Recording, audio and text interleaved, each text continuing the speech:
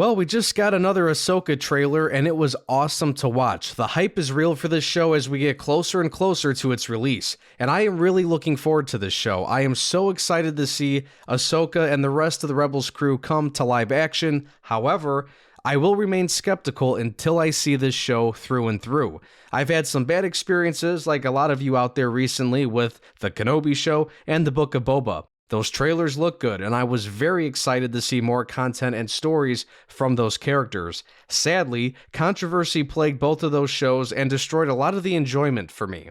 I really want this show to be good. I'm just scared, honestly. I don't think this franchise, fandom, or myself can handle another disappointing show. It's important that this show succeeds for many reasons, and I want to talk about that all here in this video today. This is kind of my preview video for the upcoming Ahsoka series, and I just want to give my thoughts now that we have another trailer and, we're just weeks away at this point. So, let's get into it.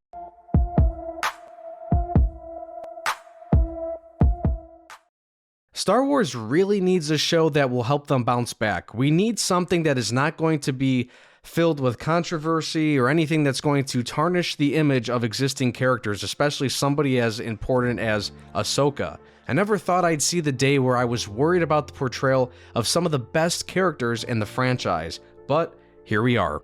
Honestly, I'm not worried about what the characters are going to look like in live action. I mean, what we've seen in the trailers so far, everybody looks good.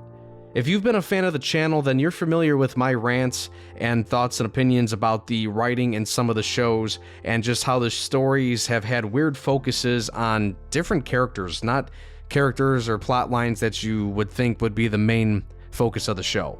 This show is probably going to challenge my stance on that, and to be honest, that's okay. And along with seeing Ahsoka, obviously, we're going to be seeing most of the characters from the Rebels show, like Ezra, Sabine, Hera, Thrawn, Chopper, and hopefully Zeb, who we got a little bit of a live-action taste in the third season of The Mandalorian. And then you have Hayden Christensen, who is supposed to be in the show too. I'm going to assume some flashback scenes of Anakin and Ahsoka in the Clone Wars. Honestly, seeing those scenes in live-action form would be amazing. I really hope we see that. And I also hope that we see a lot of Thrawn too. I want to know what this current era of the Empire is up to. And also, I'm really looking forward to seeing Lars Mikkelsen portray Thrawn in live action. He did an awesome job in the animated series, and I think he could bring this character to life as well. This latest trailer makes it look like a lot is happening in this show. Sabine apparently was being trained to be a Jedi by Ahsoka prior to the show. It also looks like some other villains are eventually going to find Thrawn. Ahsoka is hunting Thrawn and more than likely looking for Ezra, because remember, at the end of Rebels, Ezra and Thrawn were sent into hyperspace with the Purgils. Nobody knows what happened to them. That will obviously be explored somehow in the show. Perhaps some people might say I'm biased with this take, but this is the one show where honestly I'm going to be fine with the main focus hopping around between different characters. Of course, a lot of it should be about Ahsoka, but the other characters are just as important, and Rebels was a good show. These are characters, in my opinion, that I value and treasure and just think they make sense to have their storylines as, connected into the main plot of this show. I'm cool with that. Not like when you just make you create an Inquisitor out of nowhere and apparently she's more important and could live through anything, over showing and focusing on Obi-Wan Kenobi and Darth Vader, but I'm not going to get into that rant.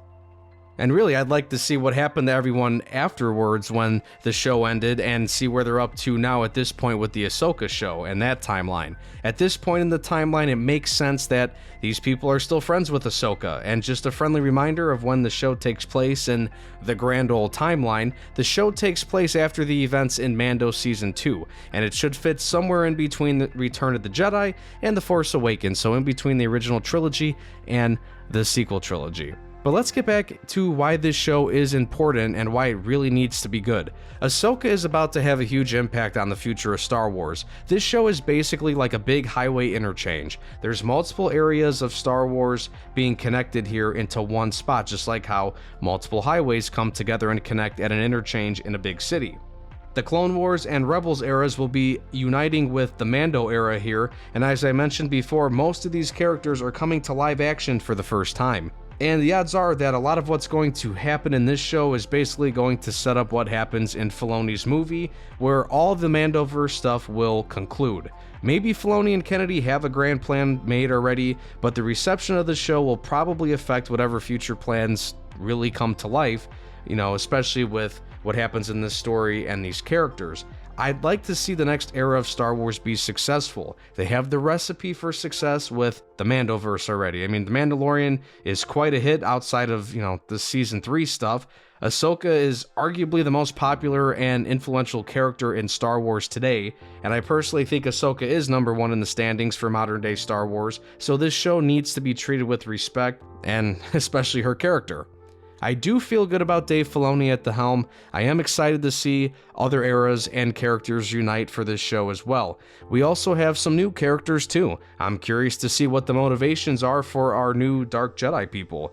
Baylan and Shin appear to be working for Thrawn. The new trailer shows them being badasses, and it looks like they were kicking some New Republic ass. It's sad that Ray Stevenson died, but I am looking forward to seeing one of his final performances as Baylan. And for my last thought, with so many characters and storylines needing explanation in this show, I hope these 8 episodes are long enough to show it all and not cut corners. Dave Filoni said in an interview a while back that the episodes should be a little longer than what we saw in The Mandalorian runtimes. So I'm guessing maybe around 50 minutes, since Mandalorian Season 3 kind of averaged, somewhere between maybe 35 and 45 minutes for most episodes. I really do think this show has the potential to be something great. That's why I'm so excited. There's a good chance this show can clear the taste of mediocrity from our mouths, especially again with Dave Filoni calling the shots. We should not get 8 30-minute episodes with this much story to tell. So like I said earlier, I'm looking forward to this show. I want to be super hyped up actually, but I just can't be because of previous experiences. So we'll see. I do plan on doing more coverage on this show when it comes out, so subscribe for more, like the video as well. Check out the podcast version of my channel on Spotify. Just search Analyze This Podcast. You'll find the logo there. You can also find me on Twitter and TikTok. Twitter at AnalyzeThis_YT, and on TikTok at AnalyzeThis54_YT. I have a couple of TikToks there really popping off right now, so join in on the discussions as I pull clips from my videos for talking points, engage with the community and stuff like that. So that's another extension of me and my brand. Thanks again for watching, and take care.